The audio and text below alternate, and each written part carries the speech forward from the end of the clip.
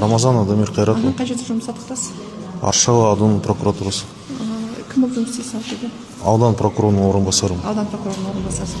Иә, аудан прокуроры орынбасары ретінде осы қазір жиналысқа қатыстыңыз ғой? Иә. Қатысқан кезде қанша уақыт отырдыңыз осы жерде? Осы мәдениет үйінде?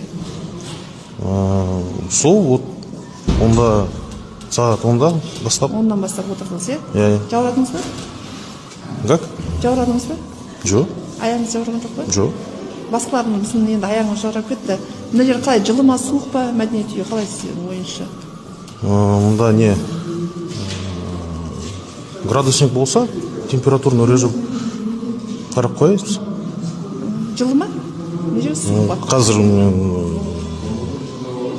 киімдерде тұрмын судан. Халық бұл жерде суық деп жатыр. Халықпен келісесіз ба сіз өзіңіз?